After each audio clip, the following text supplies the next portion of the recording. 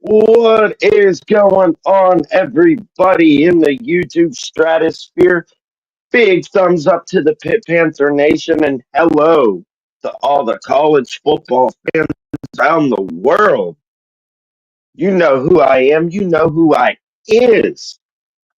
I am Talk-Is-PITT. Yo, yo.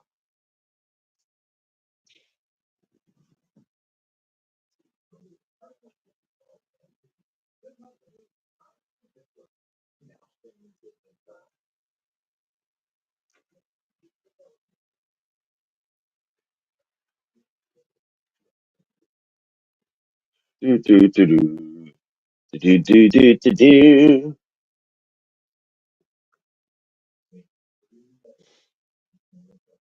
Oh, I hate being. I need to buy some cocoa butter.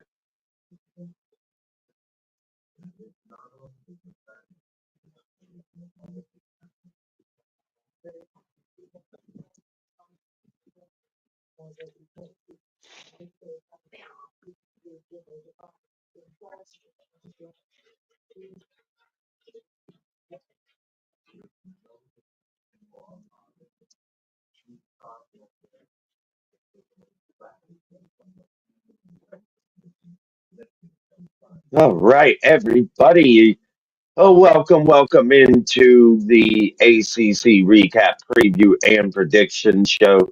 I am Talk-Is-PITT, everybody. Sorry, I haven't really been doing too much YouTube content this college football season. Just have not had the time with everything personal going on. So I do have a little bit of time. I'm going to be waiting for more people to come into the chat and also wait for my my co-host for tonight going to be Stanford uh, Stanford football updates from you or not YouTube from Twitter. Sorry, man, I'm stupid.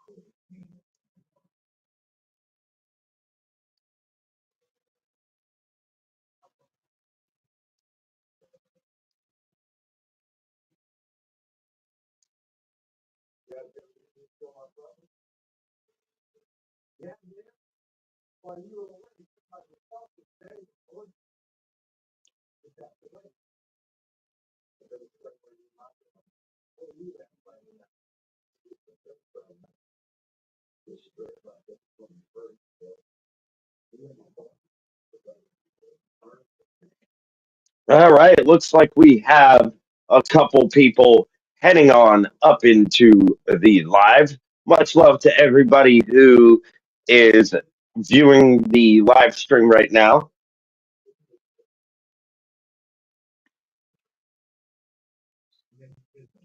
I forgot to copy my Cash App link. God damn it.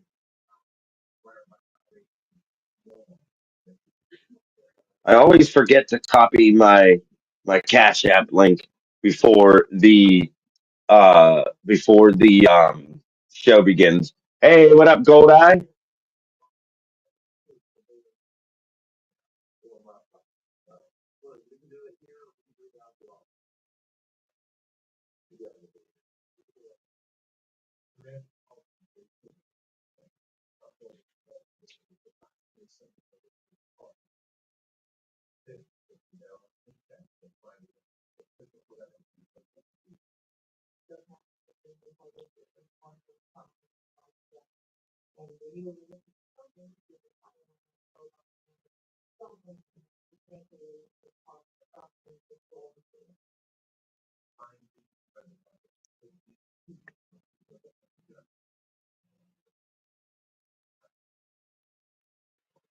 All right, waiting for some other peeps to come up in here.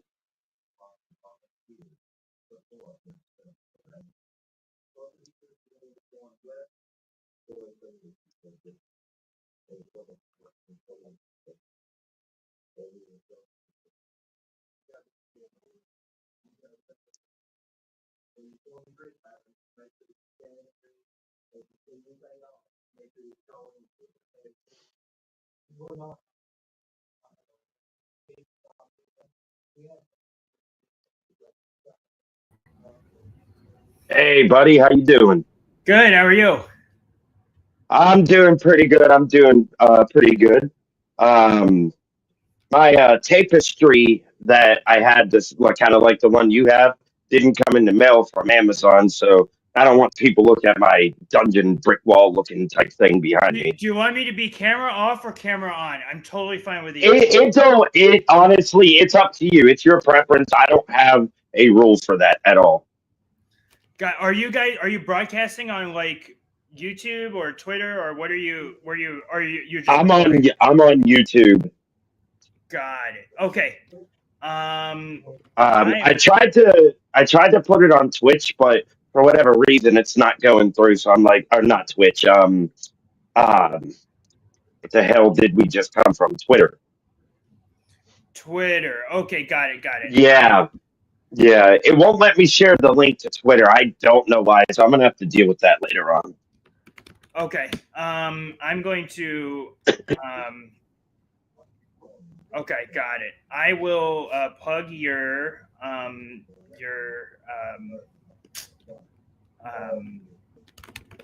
your link. Yeah. And yeah, I'm good to start whenever you are. All right. Yeah, I'm actually already live. Um, yeah. So give me 1 second. Where's my water? Mm. So you said you were on the East Coast? Yeah, I live in Toronto actually. Oh, you're in Canada. Cool. Yeah, yeah. I've been to Toronto. Last time I was there, I was 2009, 2010.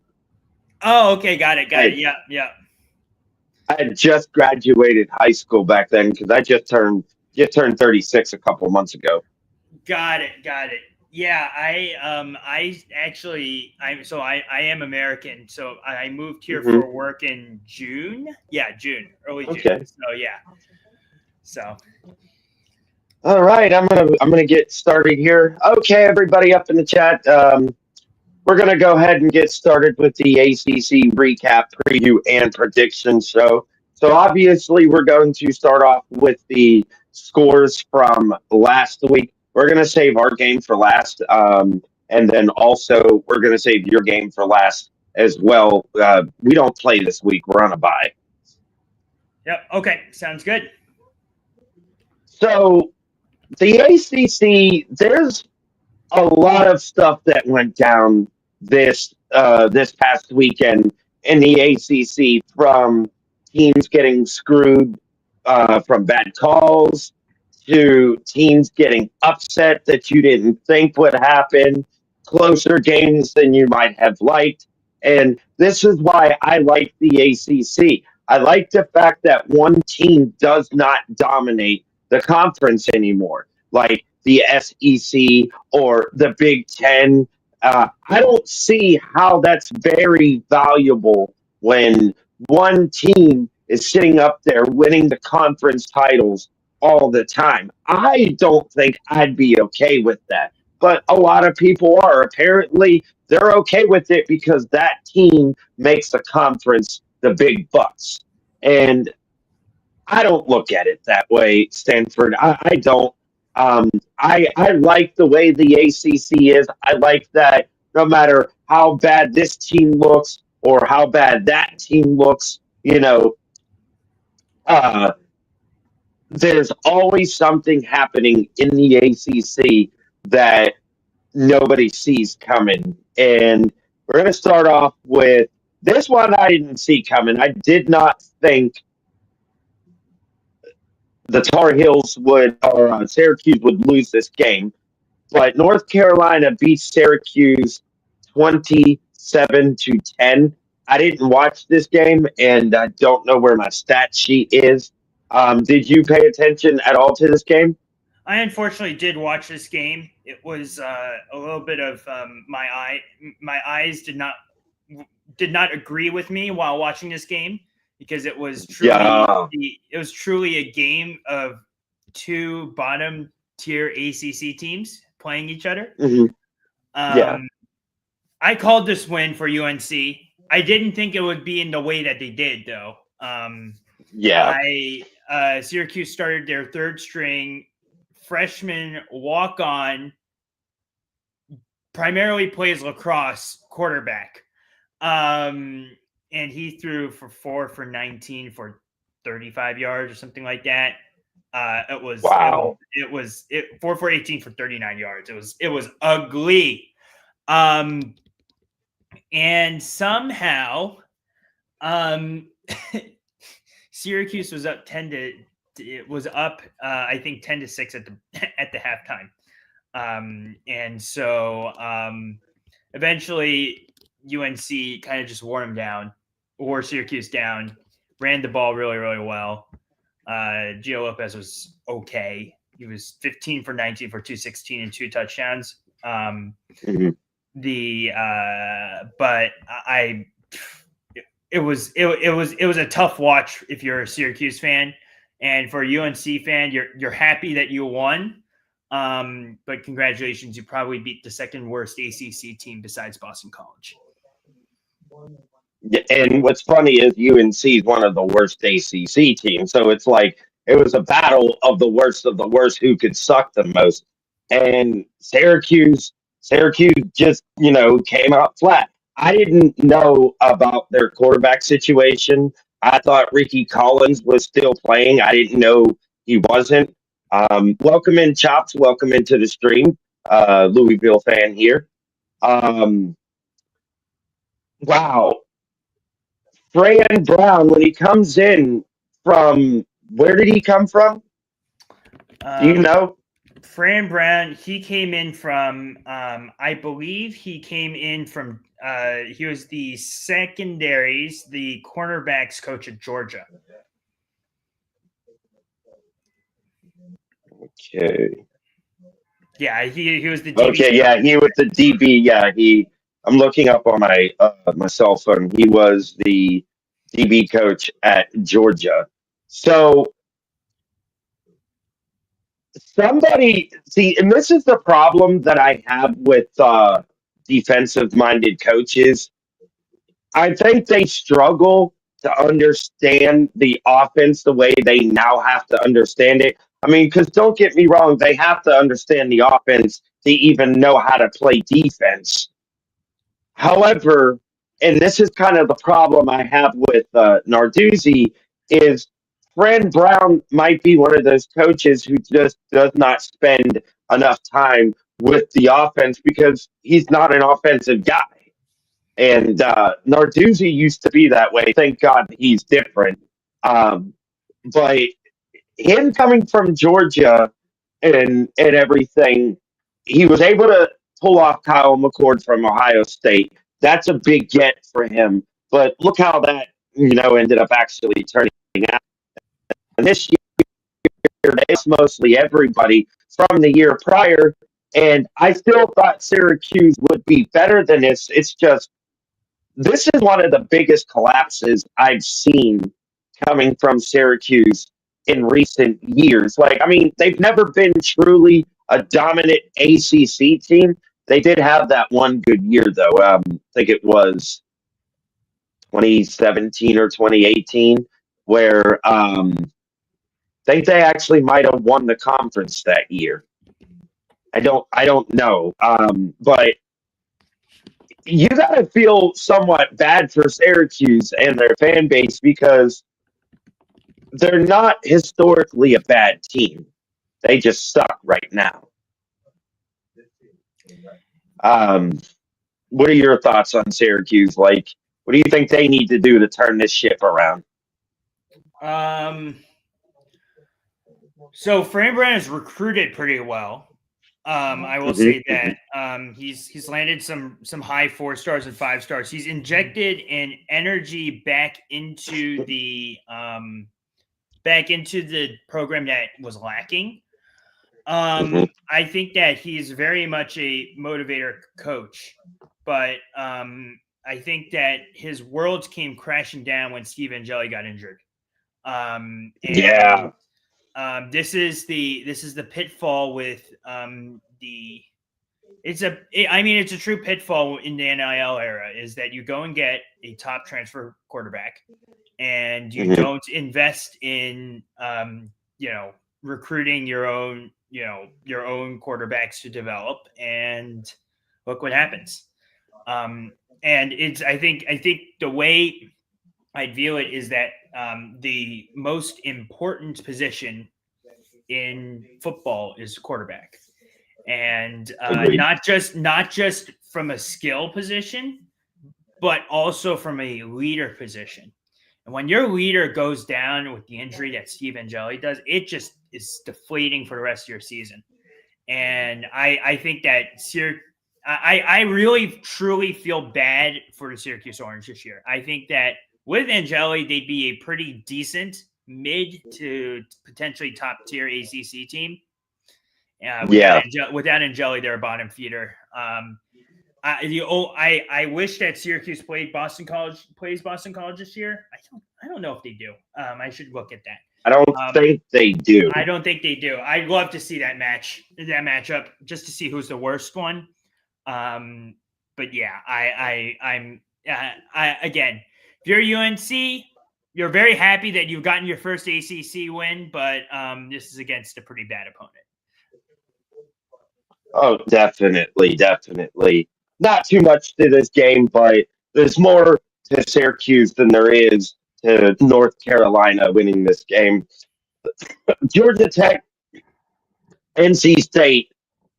This game was not a game I saw coming. Uh, I did not think NC State would have been able to hang with Georgia Tech. However, I overlooked one very small detail. Georgia Tech ain't got no defense. They got no defense. NC State lit them up 48-36. And what's mind baffling is we just beat the crap out of NC State. It did a couple weeks ago. And CJ Bailey did nowhere near as good as he did against Georgia Tech when he played Pitt. And I don't know if you're going to agree with me on this, Stanford. One, Georgia Tech has no defense. They got to figure it out. Two, Hayes King cannot be the one who wins games every single week for Georgia Tech because he is the one who wins games every single week for Georgia Tech. He threw for over 400 yards. No receiver got over 100 yards, though, mind you. He also rushed for well over 100 yards, too. And he's done that multiple times this year.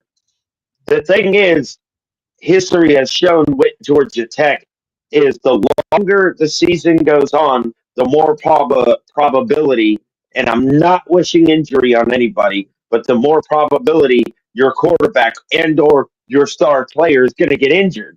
And he's been banged up a little bit. He is banged up.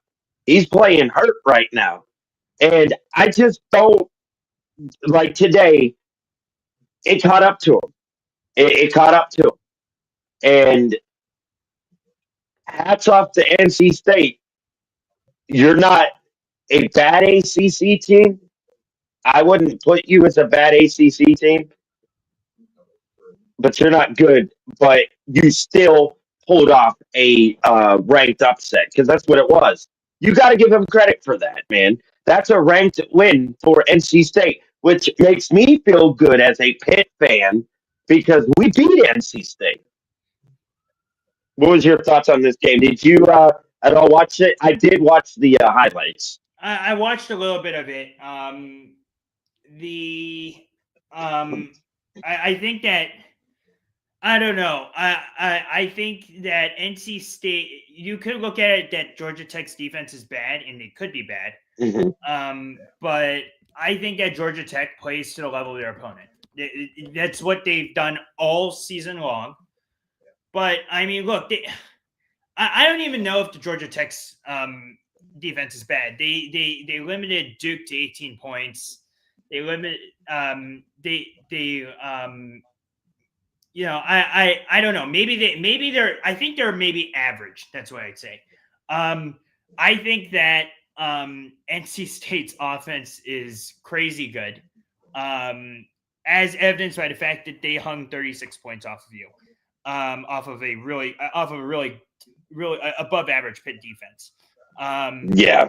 And I think that NC State came into this game motivated. This is homecoming for them. Carter Finley was sold out. Dave Dorn got questions about him retiring and kind of gave a really cranky answer. And the meme amongst NC State fans is Cranky Dave is the best type of Dave, because that's when he's really, really motivated and will really get the guys ready to win. I think that I'd like to say that the ACC is the conference of quarterbacks this year. Oh yeah, CJ Bailey is insane, and to do that without Hollywood Smothers and Justin Jolie is real. Hats off. For Georgia Tech, I think this NC State team, they could end the season. I think they could end this season 8-4. They could. They had or 8-4 or 7-5. This team is. I think this team is an above average ACC team. I think I don't think that when we look back at Georgia Tech's season, we're going to say, man, I wish they didn't lose to NC State. Maybe we will, but I don't think this is a loss you hang your hat on. I think this is a great motivator for Georgia Tech to go out for the following weeks. I still believe in Georgia Tech. I believe in Haynes King. I believe in Jamal Hayes.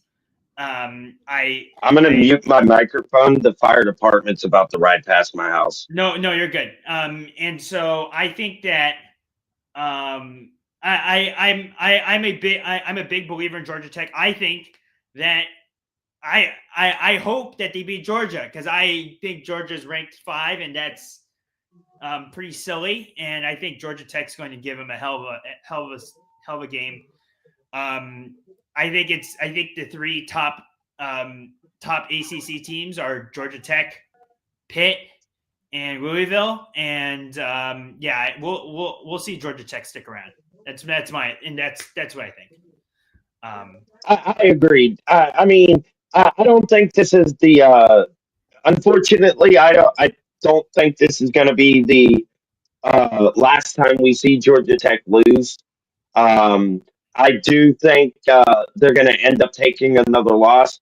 I haven't really picked which one that was, because right now we're on the bye week, so I'm not really focusing on Tech. I'm more focusing on Notre Dame and who they play, which is Navy this coming week. Hello, Irish Angel. Welcome to the stream. NC State, like I said, 48-36 over Georgia Tech. I agree with just about everything you said, although I think I'm with you when it comes to putting Virginia as the best team. I'm hesitant to do that because even looking like the best team, they struggled like the worst team. And the fact that they struggled against North Carolina, and the only reason why they won that game is because of a pick 6. I was like, no. Do I think Virginia is going to make the ACC title game? I do not. I do not have Virginia in the ACC title game because I do think they're going to I do think they're going to lose. And we'll get to that when we start previewing, predicting the next week's games. But I'm hesitant with Virginia. Moving on, this game is definitely not an outcome I saw coming, although we should have expected it. And by that way, you probably know who I'm talking about, and that's the University of Miami losing to SMU 26-20.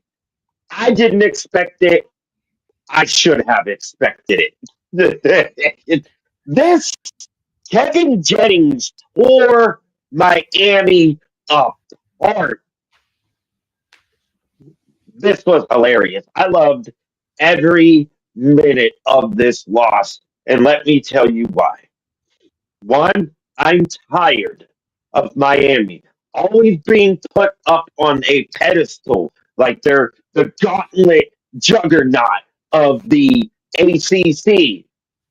All right, well, they've been in the ACC for 23 years. Stanford, how many ACC title games or championships do they have? 0. 0. Pitt has been in the ACC for 11 years. All right, pretty much the whole entire time Pat Narduzzi has been head coach.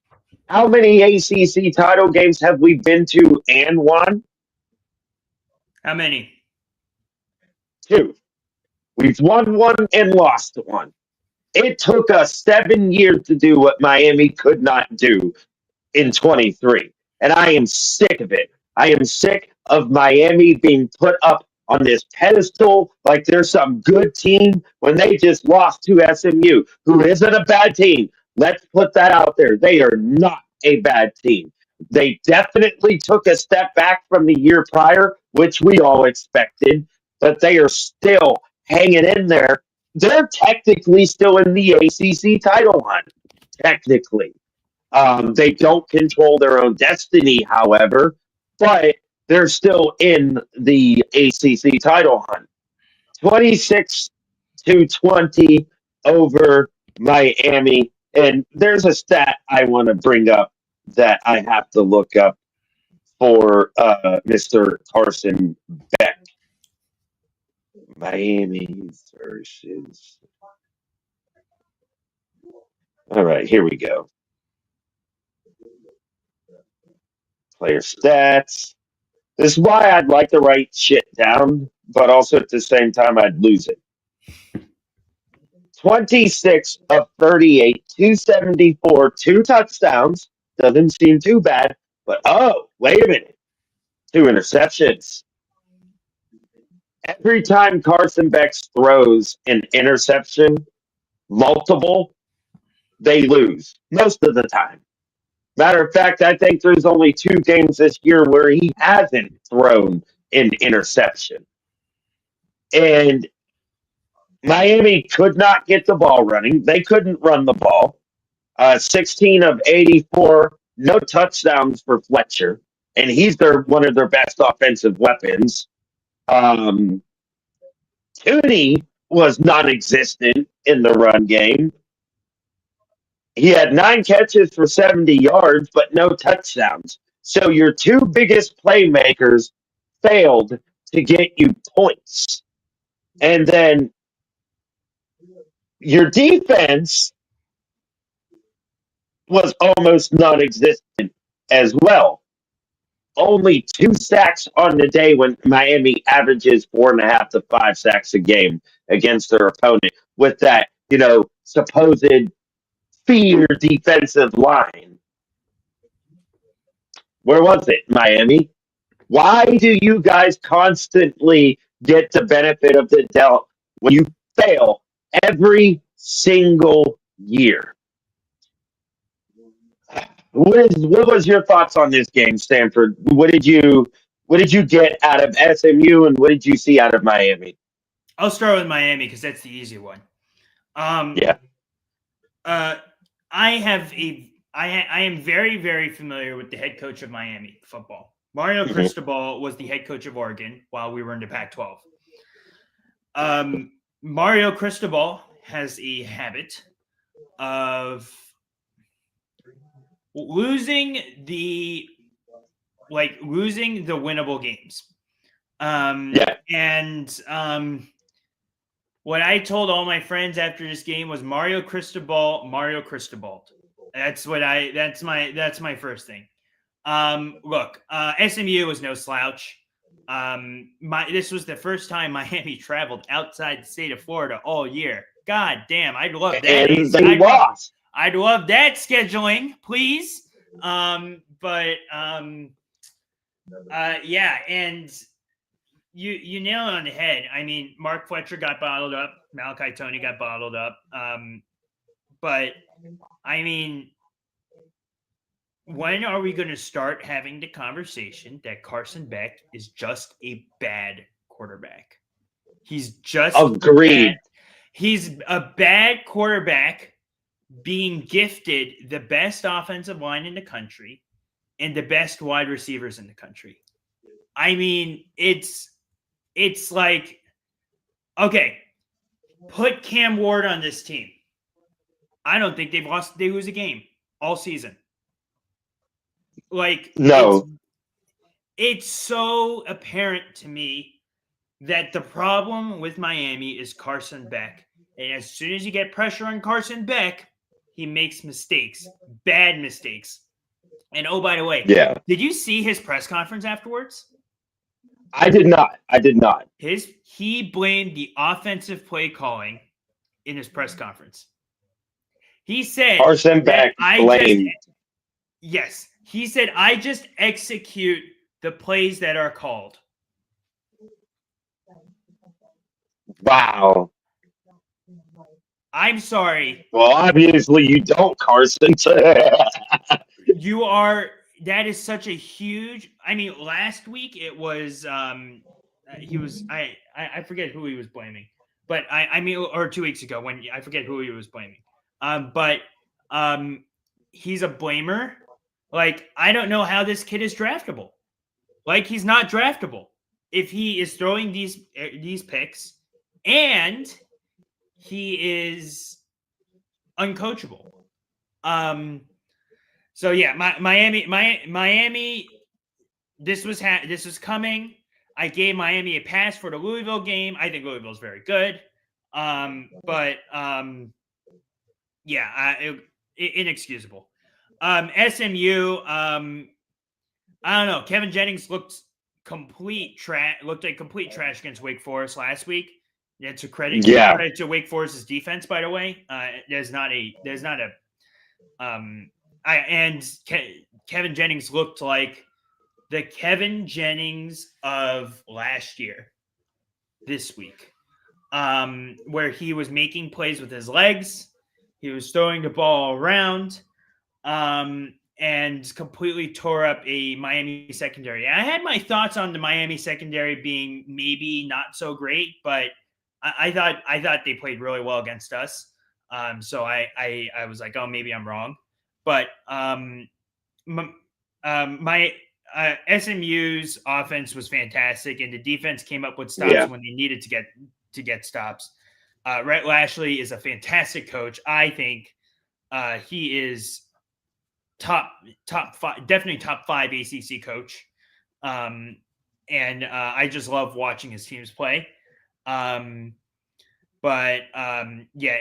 this is such a program defining win for SMU on so many levels. I'm very, very happy for them.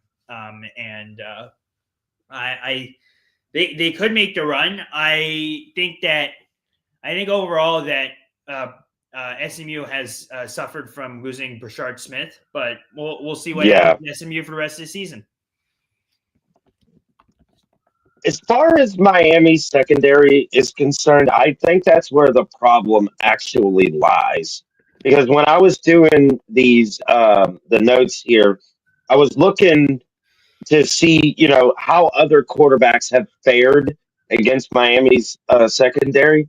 There's only two quarterbacks who did not pass for over 300 yards against their secondary. So their secondary, they played one good game against you guys. And to be fair, you guys have the wrong quarterback as the starting quarterback. We'll get to that in a few minutes. So I'm not trying to knock Stanford down, but I also think Miami. I think you guys don't have the weapons you guys need. Um, We don't have the O line. Let's just put it that way. You don't have Our an O line is offensive injured. line. Our O line is Yeah. injured. That covers up a lot of flaws when Miami's D line can run circles around our O line. Yeah. So I would give you guys more credit than a lot of people would. I would also give Miami more criticism than people would because they don't have a secondary. They don't. People have been able to light up their secondary like I haven't seen before. But SMU, you guys deserve this win, 26-20 over Miami. This game was probably the biggest head scratcher, in my opinion. Notre Dame, in my opinion, escapes Boston College with a win. And people on Twitter, especially Notre Dame fans, are saying, well, we beat them 25-10. That's a 15-point win. And I'm like, okay, but Pitt also beat the shit out of them 48-7. What's your excuse? It was 12-7 at half. Matter of fact, Boston College scored first.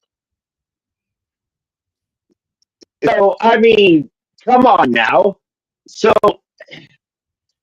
this, I don't know what to make of Notre Dame. I don't.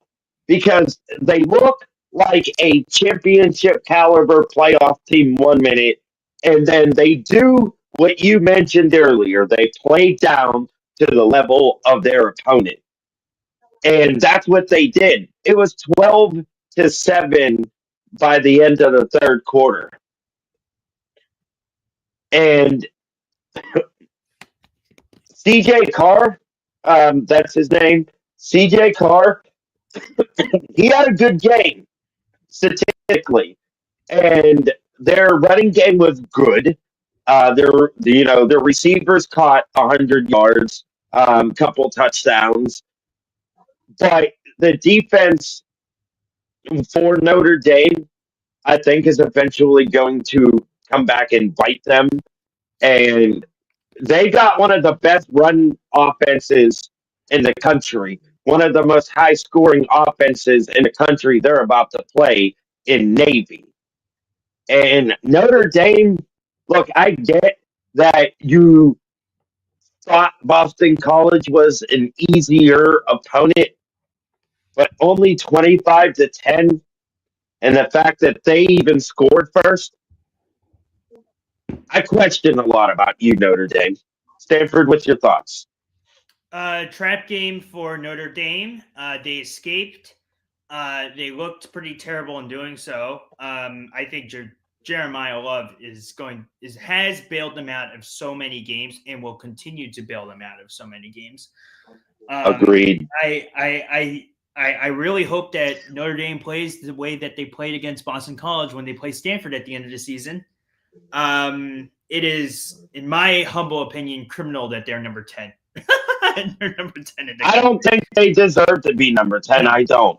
Am I going to complain about it? No, because if I were them, I'd be okay. I'd be like, okay, so we're number 10. And so I'd feel the same way their fans are. I don't want to sit here and be a hypocrite. Do they deserve to be number 10? No, they don't. No, and I think this is the best we've seen Boston College play all season. Mm-hmm. Yeah, I agree. Can Lewis Bond get a good quarterback or like a good team? Because Lewis Bond is the diamond in the rough in that offense, and I I think he's going to be a very hot commodity in the transfer portal coming up this offseason.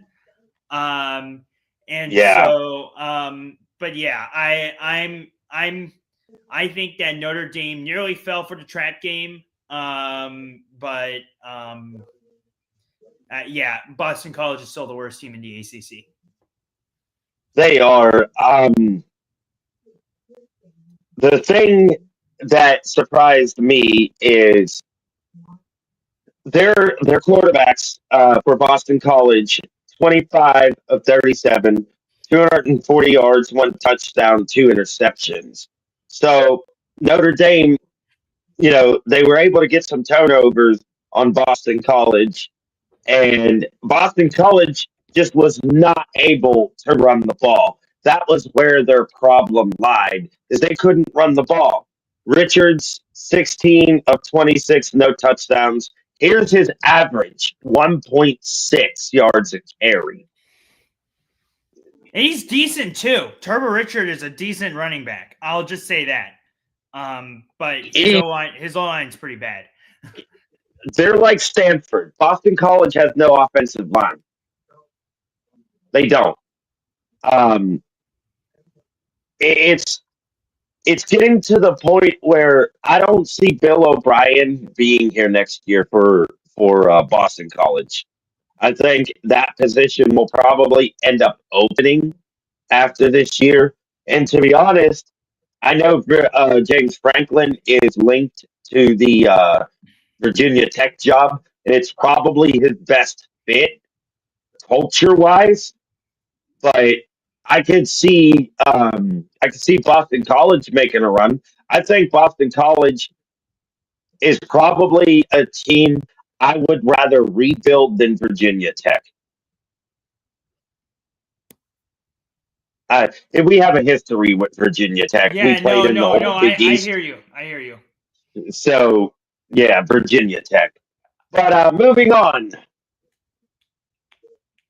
Virginia, Virginia, Virginia, Virginia.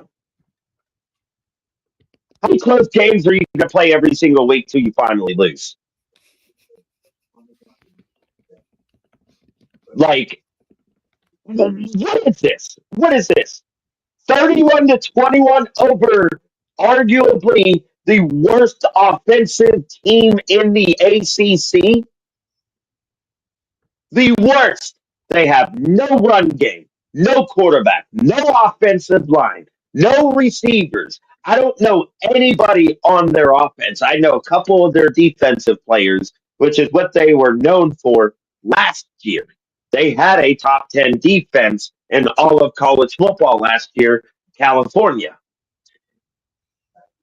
They don't got that this year. Virginia, what is this? As I pull up the stats here real quick, 31 to 21 over California. Um,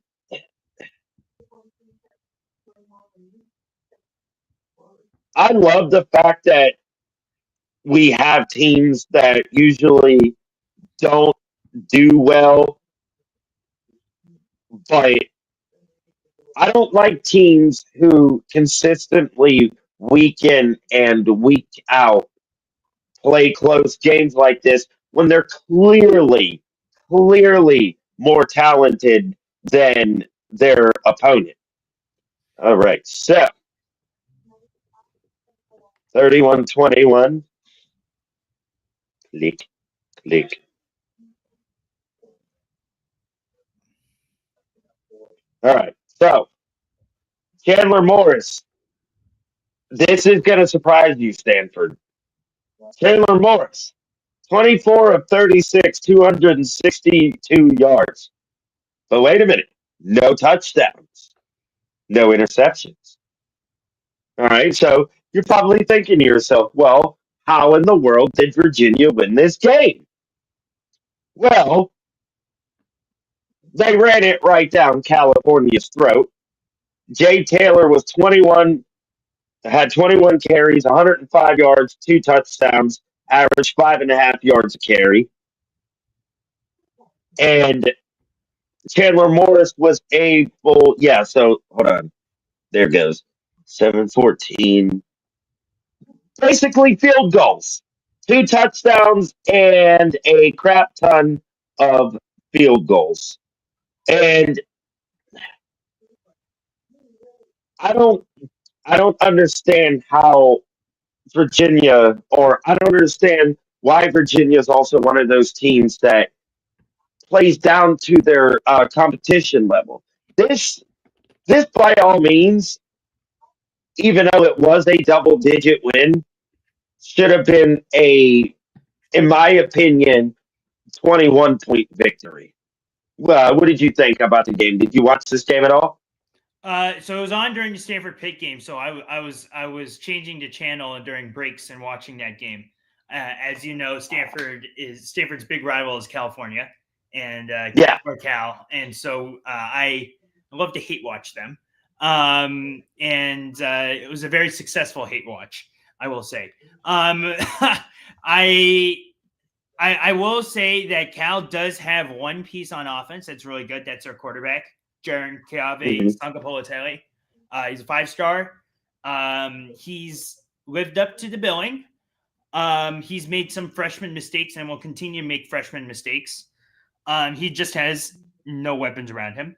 He has no O-line. His wide receivers drop passes. And what happens? His offense, and he takes sacks, and so his offense sputters. The offense sputters, and I think that Cal is probably the fakest 5-win team in America. Maybe Wake Forest is up there, but I'll cut Wake Forest a break and say that Cal is probably the fakest 5-win team in America right now. Yeah. And they lost Cato Olave, their leader in defense, in the second half. He went out with an injury.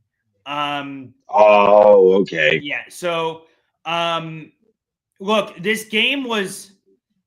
I don't know why people thought that this was the upset to take. Like everyone I was seeing was like, "Oh, like hit the over. Cal's gonna upset Virginia."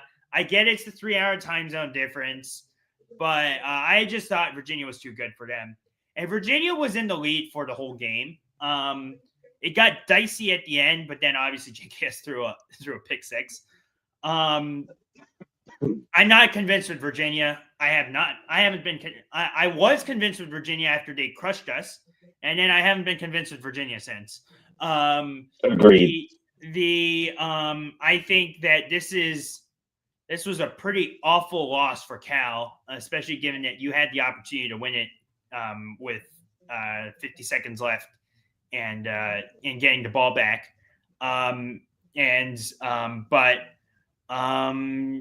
I think that I don't know. I felt meh about this game coming in. I feel meh about this game coming out. Yeah, and it's like here's the tale of this game: a very good offense against a very bad defense, and they both look like shit. Yeah, exactly. Louisville 28, Virginia Tech 16. This is a game a lot of people had Louisville winning by way more. I didn't. I didn't. Not after what Virginia Tech did to Cal last week. I didn't either. So Louisville and Virginia Tech are also old Big East rivals. They are rivals. They're two schools who fan bases love and hate each other. Louisville, however, look, I'm going to be flat out honest with you, Louisville. I don't trust you guys as much as I didn't trust you last year. And I'm only saying this because you already have a couple of losses that are questionable. You also, for whatever reason, are one of those ACC teams that you don't play up to your competition, you don't play down to your competition. You just try to do enough to win. And whether it's spectacular or not, you most of the time you get it done. This, by all means, Louisville should have been a game you guys won by way more. And it's because you are way more talented than Virginia Tech. However, Virginia Tech said, no, no, no, no. We're going to give you a fight. And I'm still not high on Virginia Tech. I don't think they're a good team, but I'm going to give them credit in this one because they fought. I didn't see this game, unfortunately, because this game was on when I was working. I usually work during most of the games and watch it while I'm at work. And to look up the stats here, because I actually literally just had these stats pulled up and I clicked out Louisville versus VT. So Virginia Tech actually was leading this game for the first quarter. It was 9-7 by the time everything was all said and done. And this is why I don't trust Louisville, Stanford. Miller Moss, 19 of 28, 136, one touchdown, one interception.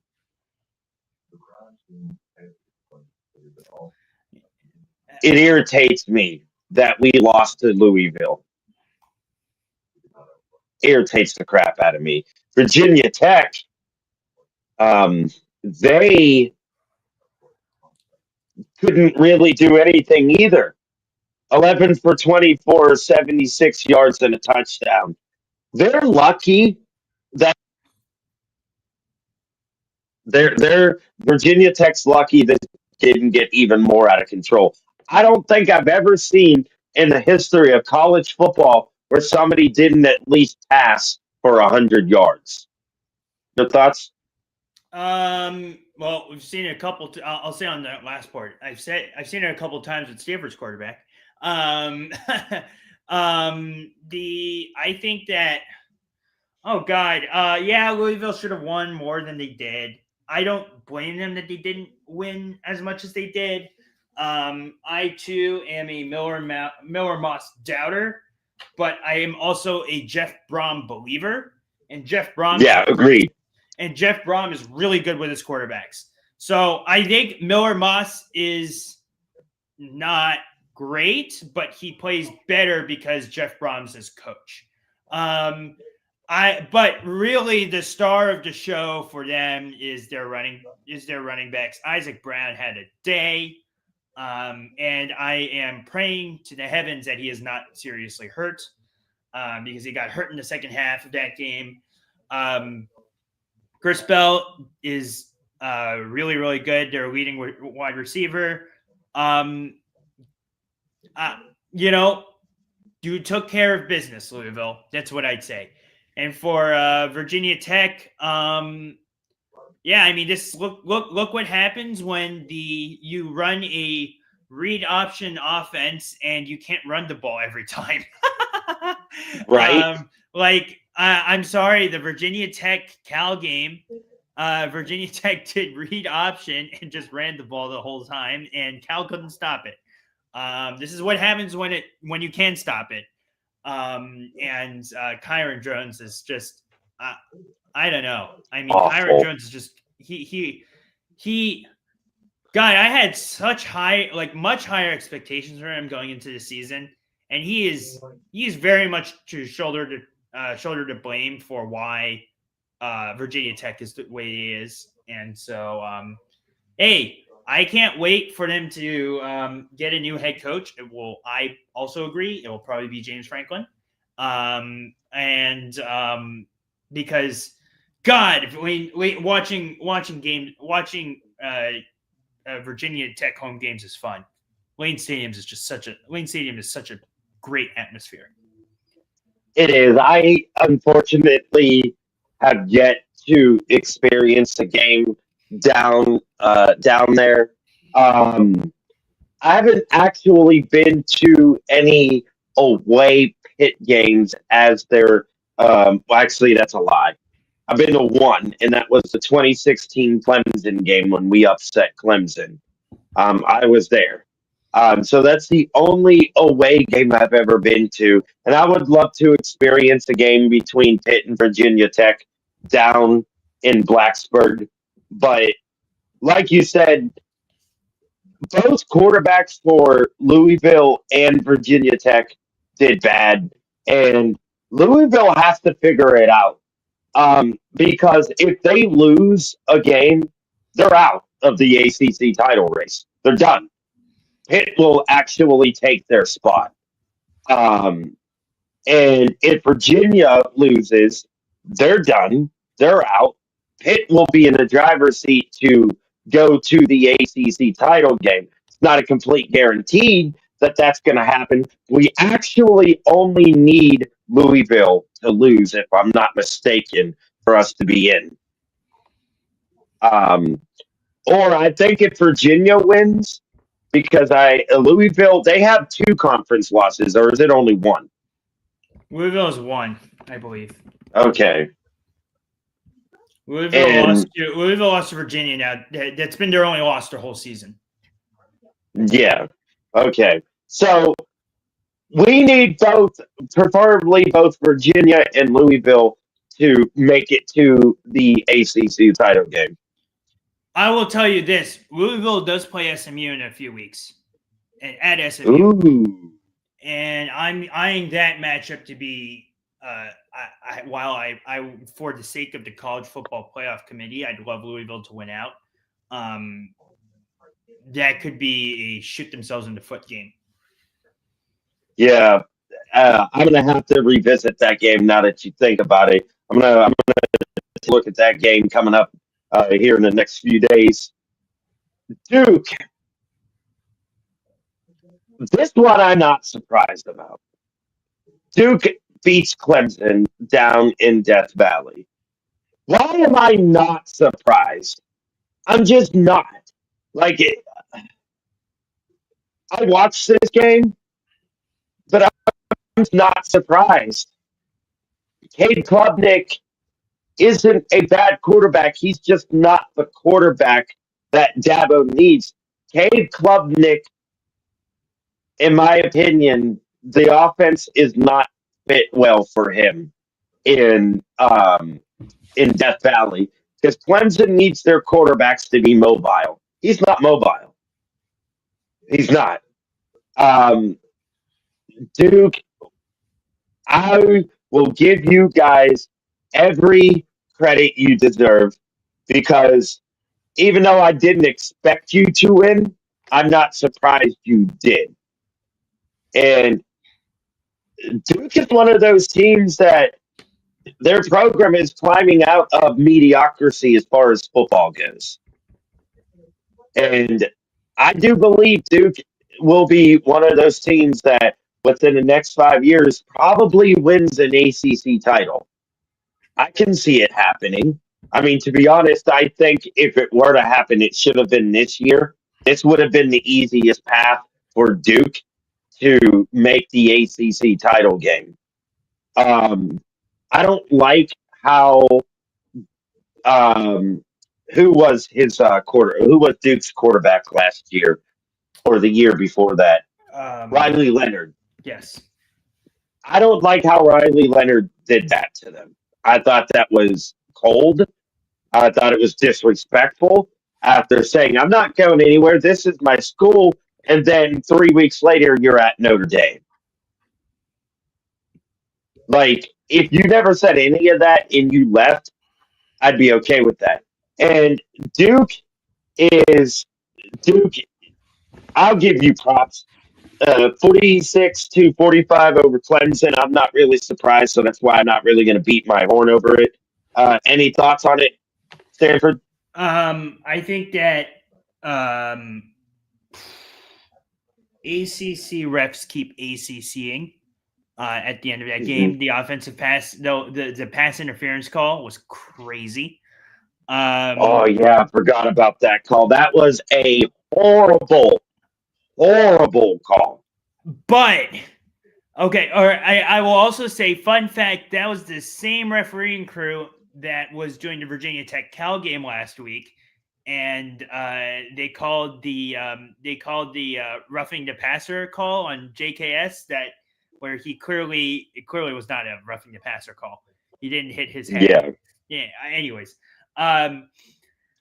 but Clemson fans, you have no right to complain, and the reason you have no right to complain is you gave up 48 points and you expect to win. Yeah. I mean, like awful. This is a Clemson defense who had 3 projected NFL first rounders in their defense. Like, I don't understand how your defense is this bad. It shouldn't be. Yeah, Duke's offense is pretty good, but they're not special. They're not. No. They're not. I don't know. They're not SMU's offense. They're not. They're not even actually. They're Duke's not offense Virginia's is offense. technically not even. They're not even as good as Clemson's offense. Yeah, and so I don't know. You gave up 48 points. You expected to win. Shame on you. You're complaining about the refs. Shame on you. That's what I'd say. Exactly. I think that I think this is a Duke team that's gotten better and better. I think that Manny Diaz got completely shafted by getting fired at Miami all those years ago. I think Manny Diaz is a great coach. And so I'm very, very happy to see the Duke Blue Devils succeed, much to the chagrin of Tar Heel Nation. But yeah, I am excited to see. I'm excited to watch Duke the rest of the year. I am too. Duke 46 over Clemson 45. Controversial call or not, you still lost the game. Yeah. This game, I just didn't care about. I flat out didn't. However, I expected more of a fight. Florida State beats the shit out of Wake Forest 42-7. Bro, Wake Forest, like everybody has beaten has beaten Florida State this year. What's this? 42-7? I have to look up the stats because I just did not care I'll about this talk about game this game because whatsoever. I did watch a bit of this game. All right, you watch this game. You talk about it because Okay. I didn't watch it. Wake Forest, you limited Kevin Jennings. You turned Kevin Jennings over 4 or 5 times last week, and then you hang a stinker against this Florida State team. I mean, really? I too think Wake Forest is a very fraudulent 5-win team, but they're going to make a bowl game just by their schedule the rest of the way. Yeah. I'd say that this was good on Florida State to come out extremely motivated to play because they heard all the noise of, oh my God, is this last year's team? Is this last year's team? And it turns out it's not last year's team. I think that Florida State took the bye personally or took their loss to Stanford personally and wanted to make a statement. Florida State's in line for a bowl game. If you look at the rest of their schedule, they can make a bowl game. They can have an average season, and Mike Norvell doesn't get fired. Yeah, I think that Wake Forest also has a quarterback problem. But then again, I think Jake Dickert, their head coach, has them punching way above the talent of this team. Like way, way, way above the talent of this team. And so, yeah, I wouldn't put Wake Forest's pipe dream was a bowl game and they will make it. And so I'm willing to excuse this game, but this was a pretty bad showing from a really good Wake Forest defense. Yeah, I agree. I mean, 42-7, Florida State beats Wake Forest in a game that I thought was going to be way more competitive than what it was, and it turned out to be one of the most probably one of the most boring games ever probably will ever watch because I'm gonna go watch the highlights after this. Because if I don't watch the highlights before, I always watch it afterwards, and then I update my notes if I have to. Um, but yeah, this game did.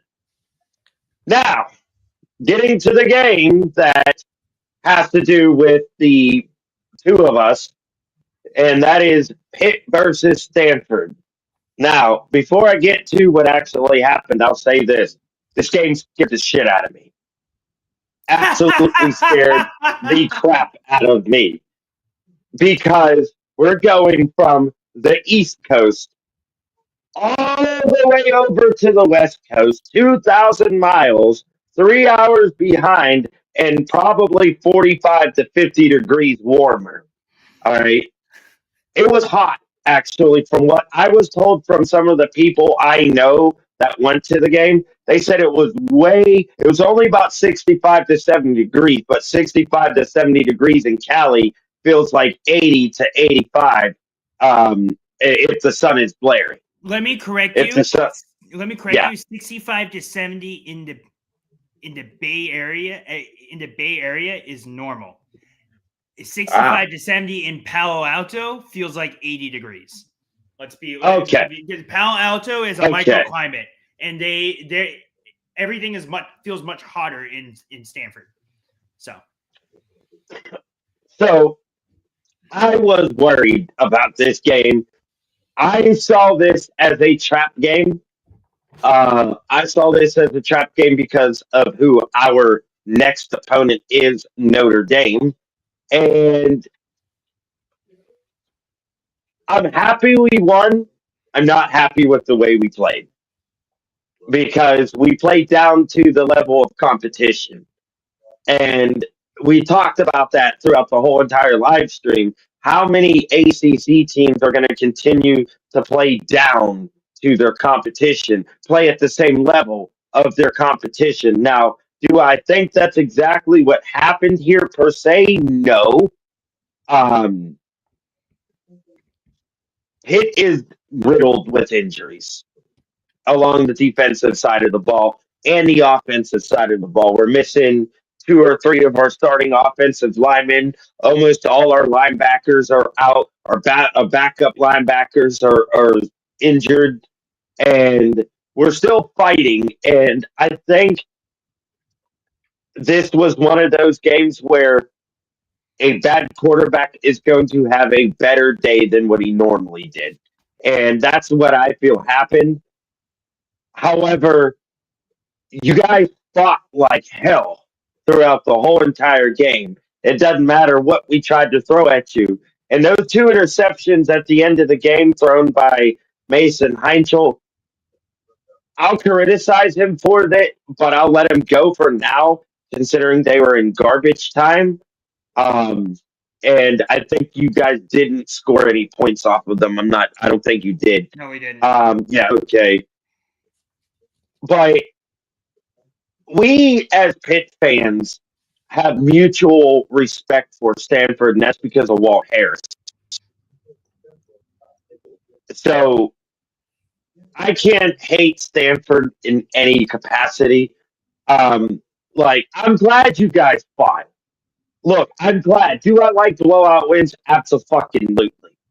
I do. Who doesn't? But also at the same time, I want games to be competitive. And this was a competitive game that should have been, way worse than what it was. If Mason Heinzel didn't throw those two interceptions, and if we picked off those four interceptions we could have in the first half, this game would have been in the 60s. But it wasn't. I'll give you guys credit where it's due, and I will say this before I hand it over to you. Brown should be your starting quarterback for the rest of the year. Oh, he is. You guys have forced a quarterback change. I'll say that right Good. now. I will give more insight into the whole why Ben Goldbranson's been starting up to now. But look, I'll break this news on you with you live. Ben Goldbranson is now quarterback 3. He's done for the rest of the season. Here's what I'd say. I thought this was a trap game for Pitt, which is why I thought that Stanford could pull it out. Mm-hmm. I thought that the 3-hour time zone difference, and I'll say that Stanford's defense is sneaky good. It's not world beating, but it's good. And I thought that I was vindicated by that with the 2 interceptions and the garbage time and the fumble. We forced 3 turnovers this game, which is, against a hot team. I'm pretty happy with that. I'm not happy with the way I was very happy with the defensive play calling. I'll start with the positives. Very happy with the defensive play calling.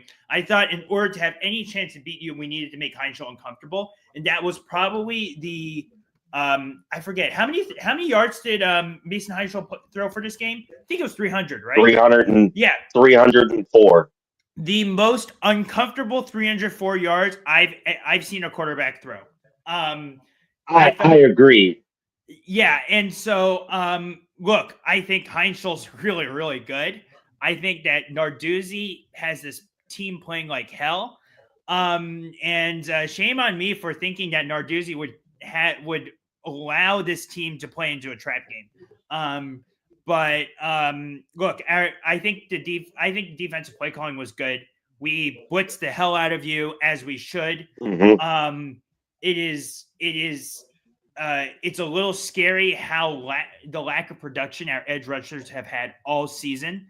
And so that is definitely should be a point of emphasis going into the offseason next year. But for now, I think that this gives us a nice playbook for previewing UNC and Cal and what we need to do as a defense against them, because we're playing two very similar offenses in the next 2 games. Now to the bad. Look, and I'll give full credit to the Pitt defense. I think the Pitt defense is legit. I did not think the Pitt defense was legit, but you guys got Kyle Lewis back, and he made a huge impact on this game. Oh, yeah. You guys really made Goldbranson uncomfortable. For some reason, you made him force throws that he generally doesn't force. He should have had 6 picks this game. I mean, like legitimately. Like I said earlier, there should have been 4 interceptions we should have had in the first half. Exactly. And so with that, what I am surprised about is the lack of run production. I think that teams have been running the ball on you like way better than what we showed. And I think that, as Frank Reich said in his post-game press conference, I don't know why we didn't run the ball better. I think that we are doing the right thing in making a quarterback change. But I would say that I have heard reports about Elijah throughout this season that have been really troubling. So that is why Ben's been playing the whole time. And so yeah. Oh, look, I think that they made the quarterback change, I think, halfway through the third, and it was still doable for Stanford to come back in. And Elijah didn't look great until the last drive, the garbage time drive. But did you guys sub out defenses at all? I think your starters played the whole game, right? You didn't sub it out in the garbage time, right? The thing is, I'm so confused on now who is 1, 2, and 3 because we're so banged up. Like Cameron Lindsay, our starting linebacker now, was like 3rd string to start the season. Yeah. Now he's starting. So, like, I honestly couldn't tell you. I know we rotate our defensive tackles a lot, but most of the time I saw Francis Brewer and Sean Fitzsimmons, number 95 and number 55, on the field most of the time. I don't think we subbed out our defense as much as we normally do because I don't think we could. Yeah. So we're so banged up. I will say this. Pitt. Okay, Stanford has the only bad loss Stanford has on their resume right now is their week 0 loss to Hawaii. We've played ranked team after ranked team after former ranked team after ranked team after ranked team. Pitt should have been ranked a while ago. This is a really good team. This is a hot team. The fact that we kept it 2 touchdown. Okay, we scored 20 off of a good defense. I know a banged up defense, but that's a defense with Kyle Lewis, and Kyle Lewis is one hell of a player. And so I don't think that I don't think that this is necessarily a terrible loss for Stanford. I think that they're making the right choice in benching Ben for the rest of the season. He's done more than what we've asked him to do. I'm glad that he can kind of go out on his high horse and, kind of ride off into the sunset, and let's see what we have for the rest of the season. But we got to run the ball better. We've got to have better protection on the O-line. Negative 12 rushing yards. Yeah. And so negative 12. I anticipate that we are not going to play a defensive line like Miami's or Pitt's the rest of the season until we get to Notre Dame. And I think that these next 2 games are going to be very telling for Stanford, and I expect us to run the ball a lot better. So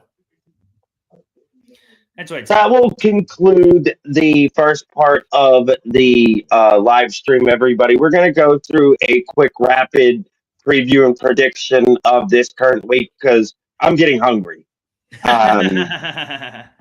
So, first came up, SMU at Boston College. I got SMU. What about you? SMU by a lot. I don't know what the spread in that game is. They're going to cover the spread. Yeah, they're favored by 11.5 points. Oh, that's too low. That's criminal. This is going to be at least 2 touchdowns. Exactly. However, I do understand that where was it? Boston College was playing Notre Dame close to the best for a while, and you got to take that into consideration, which is why I think the point spread is only 11.5. But I still think it should be at least 17. At least 17. Yeah. I got SMU over Boston College. Syracuse goes on the road to play Miami. If Miami drops this game, in which I don't think they will, but if they drop this game, I don't want to hear another freaking thing about Miami for the rest of the season. Miami, I am confident that you're going to win this game. But mark my goddamn words, if you lose this game, I better not hear a damn word out of your fan base for the rest of the season. Stanford? I actually think Syracuse covers the spread of 28.5, but I think that Miami is going to still handily win. This also shouldn't be close. No. Given how good that Miami defense is. Yeah, I agree with that. I think Syracuse will cover the spread, but they're not going to do it with their quarterback. They're going to do it how they beat us a couple years ago when they didn't have any quarterbacks, and it was one of the worst losses in Pitt history when we lost to Syracuse like 28-7, and they ran for 300 yards on us using tight ends and big guys that we just could not tackle. Yeah, exactly. So, Miami, you better win this game. Duke goes on the road to play UConn. I am not confident Duke is going to win this game. Me neither. I'm not. I think Duke is going to lose. I think they're going to embarrass themselves losing. But then again, if you lose to UConn, all right, I'll take this back. Losing to UConn isn't the worst because UConn used to be a Power Four team. They're also a bowl team this And, year. yes, and they've always had a sneaky good football or basketball team. Mostly basketball because they are basketball skewed. Um, but UConn is very good this year, in my opinion. And I think Duke is going to lose this game by at least a touchdown. At least. Have you seen UConn play? I have not, but I am in. Well, I have a little bit. I'm in love with their quarterback, Joe Fagnato. Yes, their quarterback, Joe Fagnato. Like, if he were to go, he's one of those groups of five quarterbacks that can start at almost any Power Four team. Yeah. Absolutely. Definitely. He could start, he could understand, and he could bring you success. Duke, you won last week because they made bad call. Let's just be honest. You beat Clemson because of a bad call. Do you deserve the win? Absolutely. You dropped 46 points on them. But let's be honest. Clemson ain't that good. UConn could beat Clemson this year. So it's a good win for you. It looks good on your resume. It wouldn't look good on Pitt's resume. Even though it would count as a win, it would not look good. It would look like we just beat up on a bad team. Duke, I don't see you winning this game. I'm sorry. I wish it was the other way around because I don't like betting against ACC opponents when they play in out of conference opponents and or Group 5 teams. I'm going to pick Wait Duke. for it. Go ahead. Yeah, sorry. I'm going to pick Duke because I Yeah. think Duke is favored. But Yeah. I'm not surprised if Duke loses this game and embarrasses the hell out of the ACC. And that's the. I guarantee you, if Duke loses this game, that's going to be the reason why the ACC only gets one team in the playoffs. Oh my God, you're right. You're right. I hate it. I hate it. Yeah. So, yeah, moving on before it makes me angry. Yes. Wake Forest at Virginia. Because of how bad Wake Forest played, and because of how close to the best Virginia played against California, I'm picking Wake Forest in this game. I'm picking Wake Forest to pull off the upset. Ruin UVA's chances, not completely, almost ruin their ACC title hopes, definitely ruin their college football playoffs hopes. Even if if UVA loses this game, they're practically out of the ACC title race. So there goes their ACC championship. There goes their college what, Kitty? There goes their other thing. I have Wake Forest winning this game. I think Wake Forest is going to come out pissed off. UVA isn't an intimidating atmosphere to go into and play. It's Charlottesville. There's nothing there. Well, actually, there's a lot there, to be honest. I've been there before. It's a pretty good city. You ever been there? Actually, so fun fact for me, and it's small, I may have a little soft spot for Virginia, is I went to Stanford undergrad, but I actually got into UVA early. And so it was, I was about to go to UVA until Stanford accepted me at the last minute. Nice. So I love Virginia. I don't hate them. I don't like them. I mean, they're just another team we play. I don't. I am good friends with Wahoo Brad. He's a Virginia fan. Very good friends with Wahoo Brad. Um, Sorry, Wahoo Brad. I'm taking you guys to lose this game. I gotta give a team an upset every week that nobody sees coming. That's the way I do it. I go through the games. I pick who I think is more likely to upset a team, and I will be admit I've never been right about any of them. None of them. Hopefully, I'm right about this one. Wake Forest, I think, will beat Virginia. I would have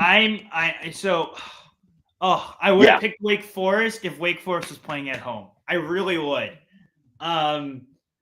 But good point there. I think that I really do think that I see a loss in Virginia's schedule. I do not see it in this game. I could be Okay, wrong, that's fair. That's fair. but I'm eyeing the Virginia Tech game and saying that could be the loss, more than this game. And I think that Wake Forest has a good, solid 2 chances of making a bowl game. Yeah. They don't have to make it in this one. They're playing UNC and Delaware, and so look, I think that they will come out playing pissed off, but I think that the lack of quarterback is going to hurt them. Give me Virginia in like a sicko 17-16 game type of deal. Okay. Okay. That's fair. That's completely fair. And that's all. Yeah. That's also a possibility I see happening. All right. Florida State goes on the road to play Clemson. I don't like this game at all. I don't want to touch it with the betting odds. I'd rather not talk about it, but we have to for the sake of the show because we're having the 2 worst what if teams playing in the ACC. Florida State and Clemson are the 2 worst what if teams. I don't know. It took me. You know what I had to do to pick a winner of this game? I flipped a coin. Couldn't do it. Could not do it. Heads Clemson, tails Florida State, and it landed on heads. So that's the only thing I have to say about this game. I don't like it. I don't know how this is going to go. Beating Clemson in Death Valley does not carry the same weight it used to. Sorry, everybody. Pitt was the team who ruined that. Um, uh, I don't know, dude. I flipped the coin, and I'm still not even confident with the coin pick. What about you? You're right. You're absolutely right. Winning in Death Valley does not carry the same weight as it used to, and we have the Pitt Panthers to thank for that. Oh boy, I think that this is a close game and a must-watch game for all the wrong reasons, or all different reasons than we thought coming into the season. I think that coming into the season, people were eyeing Clemson, Florida State as the decider for the ACC championship game, and we're coming in saying, "Oh my God, who's going to take the proverbial shit on the bed Right? more in this game?" I'm going to go Florida State because I think that this Clemson team is completely mentally checked out. I agree with you on the mental check part. However, Florida State, I don't trust their defense. And I do think Clemson's offense is good enough to beat them. Whether they do that or not is a different story. I'm going to take Clemson. I think I'm just going to stick with my coin pick, just for old sake, and stick with them and move on from that because that game freaks me out every time I look at it. California, your rival, goes on the road to play Louisville. Your thoughts?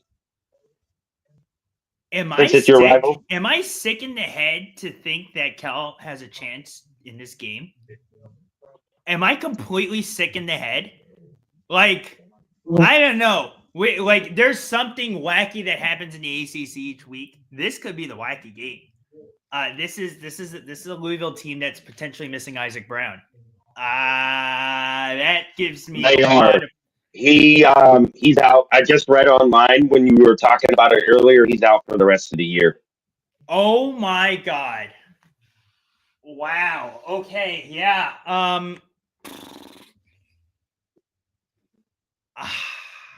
I This is why I'm picking California to win this game. I may have to agree with you because I'm so 50-50 on this game. I think that I think Cal's going to make a bowl game in the most fraudulent way possible. I just don't see it. Yeah. I don't. You could look at their schedule and say, I don't see a win in the rest of the schedule. And I think that's a perfectly valid thing to say. I agree. Yeah. But they've played good teams well. I mean, that's what they've done. And so I could see them pulling the upset on Louisville, definitely. They just play the bad teams poorly. And so I look at San Diego State. So yeah, I think I'll go with Cal. I know it's Calgorithm hates me, absolutely hates me. I think if you've ever seen my interactions with them, they absolutely hate me. But yeah, I think I'm going to go Cal this game. It's going to scare the shit out of me. But yes, I think Cal's going to win this game. You know what's funny? You saying that you're picking Cal.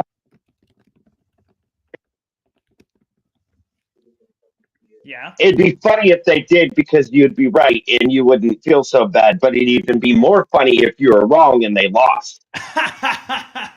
Yeah, you're right. So, I mean, this is a win-win for you. Yes. Yeah, it is. It really is. Either way, you're going to be right or happy. Yeah, exactly. I'm picking Cal to win this game, y'all.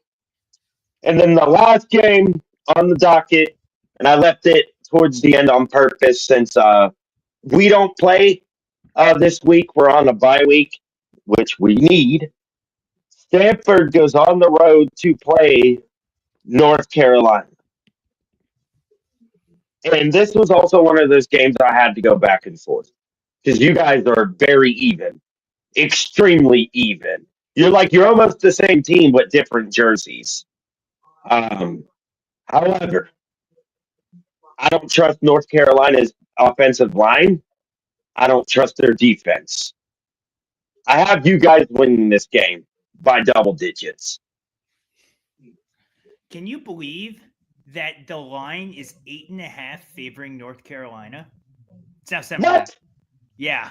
Can you believe that? I can get favoring them. I get that. It's at home, which is why if it would have been 3.5 points, okay, cool. That's too high. Yeah. That's way too high. Vegas has completely shafted Stanford all year long, and it's stemming from Hawaii. Like and so I understand it. I understand it to an extent. I think it's way too high. There's something about the Cal or the UNC offense cannot keep up with any team that they play. I actually think that their defense has gotten better and better, but I don't think that look, if this was a 12 o'clock game, Eastern time game, I would give way more pause on whether I should pick Stanford this game. It's a 4 o'clock game. It's like 1 o'clock on the West Coast. Like we play these 1 o'clock games all the time. So the 3-hour time zone difference does not matter. I think that I think it's really going to be a battle of does Stanford get pressure on Gio Lopez and stop the run? Like Stanford's D line has been Stanford's pass rush and D line this year has been a disappointment. And so I'm looking at Clay Patterson, and I'm looking at Clay Patterson, and I actually see the playbook that we pulled against you, and I go, just use the same playbook, because we need to make when Gio Lopez is uncomfortable, he makes mistakes, and Yeah. I think that's the way you beat UNC. I don't know. I'm not taking much stock in the fact that UNC beat Syracuse. I also think that UNC was going to get one win in the ACC. They've gotten their one win. Yeah. I get it's also homecoming for UNC, but that stadium ain't going to be filled. That stadium's not going to be filled. And Stanford's used to playing in not filled stadiums. Yes, that's a self burn. Yeah, I think I have Stanford winning by double digits this game too. Interesting enough, all of my co-hosts on the podcast that I host think UNC is going to win, but I don't see it. I just don't see it. I don't see it either. Is it a possibility? Absolutely. Because even you admitted you guys are almost practically the same team. You have the same issues. Offensive line, not so great quarterback play. When your quarterbacks get under pressure, that's when they just go, where am I throwing it to? To just like number 15, literally, why he threw that. The fact that, and this is why I love Kyle Lewis, the fact that he's a linebacker running with your receiver and he intercepts the ball from the receiver. I mean, Jesus Christ, I love Kyle Lewis, but UNC don't have no Kyle Lewis. They don't have no Mason Heinzel.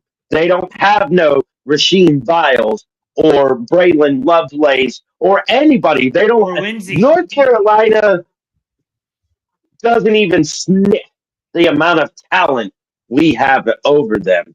Now, I don't really like North Carolina and their fans, to be honest. I don't really get along with them. So screw you, North Carolina. I'm picking you guys to get beat.